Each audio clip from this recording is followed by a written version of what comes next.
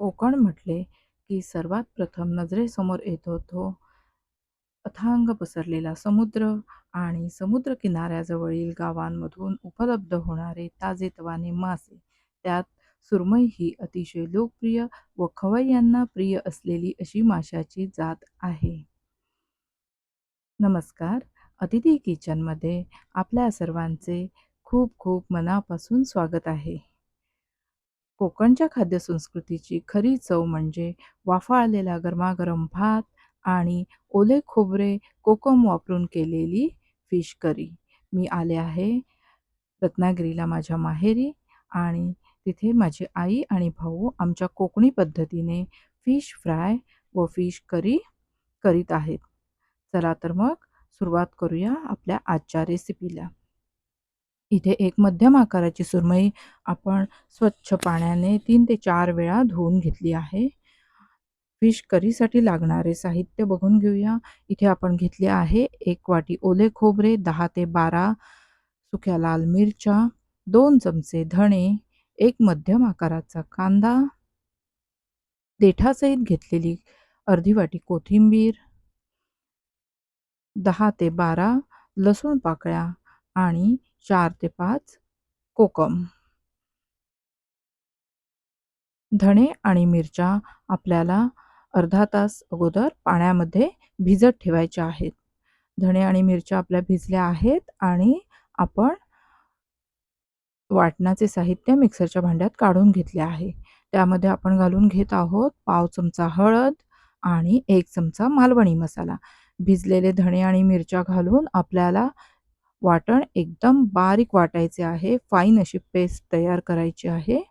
आणि करी करण्यासाठी इथे आपण तेल घालून एक पातेले तापत ठेवले आहे आणि त्यामध्ये 4 ते 5 ठेचलेल्या लसूण पाकळ्या घालून घेतल्या आहेत. लसूण पाकळ्या लालसर रंगावर झाल्यानंतर आपण त्यामध्ये वाटून घेतलेले वाटण घालून तेल सुटेपर्यंत परतून घेणार आहोत आणि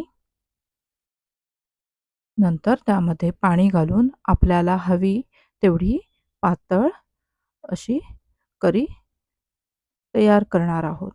त्यामध्ये चवीप्रमाणे मीठ घातले आहे व 4 ते 5 कोकम घातले आहेत. करीला उकळी येईपर्यंत आपण माशांना मॅरिनेट करून घेऊया. त्यासाठी इथे आपण घेतले आहेत 3 मोठे चमचे मालवणी मसाला व 1 चमचा लाल तिखट, चवीनुसार मीठ आणि त्यामध्ये आगळ घालून पातळ अशी पेस्ट तयार केली आहे.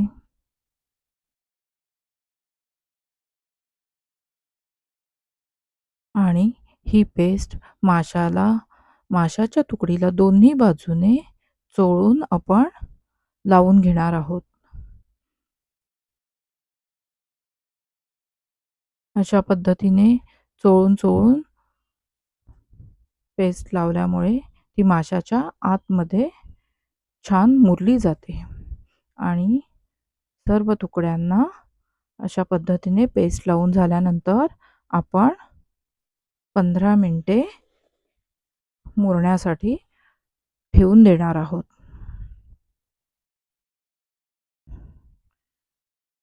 तोपर्यंत इकडे आपल्या करीला उकळी आली आहे आणि करीमध्ये घालण्यासाठी ठेवलेले मासे आपण आता त्यामध्ये सोडून घेऊया.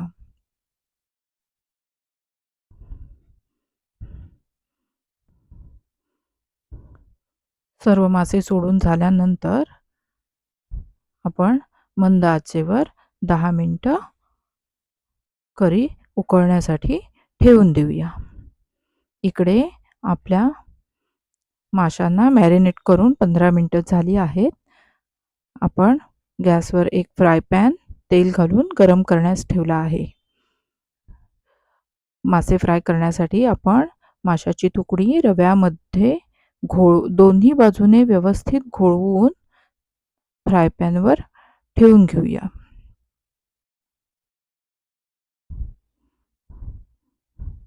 अशाच पद्धतीने आपण एक एक तुकडी रव्यामध्ये घोळवून मध्यम आचेवरती मासे फ्राय करून घेऊया. तळाकडील बाजूने सोनेरी रंग आल्यावरच आपण ते परतून घेऊया. अशा पद्धतीने दोन्ही बाजूने आपल्याला खरपूस सोनेरी रंगावर सुरमई तळून घ्यायची आहे. आपली सुरमई इथे दोन्ही बाजूने छान खरपूस तळली गेली आहे आणि आपली फिश करी ही तयार झाली आहे. अशा प्रकारे चमचमीत फिश करी व सुरमई फ्राय तयार झाली आहे. त्यासोबत वाफाळता भात आणि आपल्या आवडीनुसार चपाती किंवा भाकरी, जोडीला सोलकढी. बस, सुरमई थाळी तयार. आपणही कोकणातील पद्धतीने बनवलेली आजची रेसिपी जरूर ट्राय करा. आपल्याला आजची रेसिपी आवडली असेल तरच लाईक करा. प्लीज आपल्या मित्रमैत्रिणींना शेअर करा व सबस्क्राईब करायलाही विसरू नका. तसेच शेजारील बेलचे आयकॉन जरूर दाबा, जेणेकरून आपल्या चॅनलच्या रेसिपीचे नोटिफिकेशन सर्वात आधी आपल्याला मिळू शकेल. पुन्हा भेटूया अशाच एका नवीन रेसिपीसह. तोपर्यंत धन्यवाद.